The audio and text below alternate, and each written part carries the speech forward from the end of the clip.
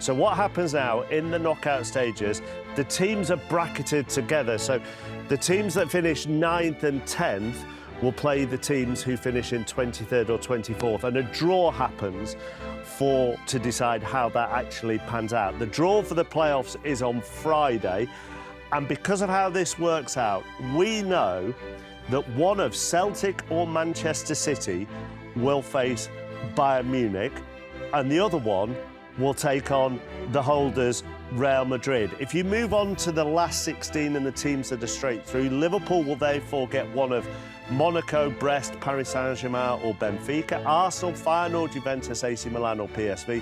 Villa will get Sporting, Club Brugge, Atalanta or Borussia Dortmund.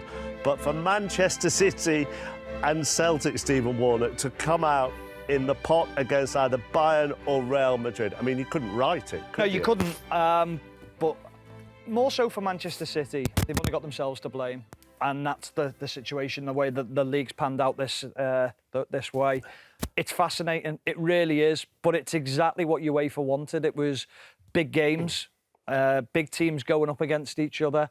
I mean, this is mouth-watering stuff for UEFA. That's exactly what they would have hoped for. I'm not sure. Who would City prefer out of Real Madrid and Bayern?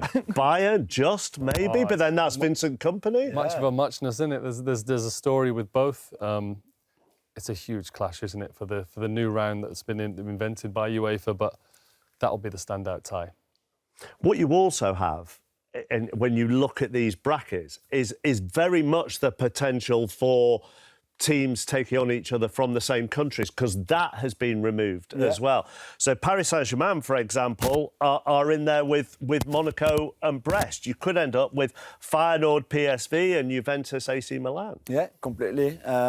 Which I think in a way is good and not so good, because you don't want teams who play each other in the league twice a season already to face each other again in the Champions League. But that's part of this new format. And also, let's not forget that the teams that we mentioned, City, for example, or Celtic, will play the second leg away from home.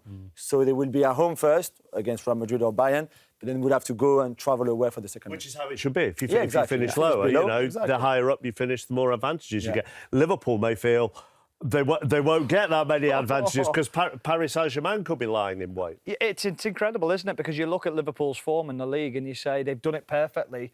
Then they could get drawn against Paris Saint-Germain and get knocked out straight away. So it could be cruel, but it's also fascinating, but the way it's panned out. And what you would say, Joe, is that could have easily happened in the old format as well. You know, a big team, in inverted commas, could easily finish runners-up, and all of a sudden you win the group and you're left with a really difficult last 16. Yeah, of course, we've seen many times, and obviously in the old format, people finishing third and dropping into the Europa League. That's obviously been taken out now, but huge games the whole way through. I think it's been really exciting. I've really enjoyed it. And Paris Saint-Germain will lurk then for Liverpool, won't they? Yeah, it's very likely, very possible. And I don't know how you feel if you're Liverpool, like Stephen said, when you've been so good and then you can face a team like PSG that are so unpredictable and so talented, and yet you still be the favourite.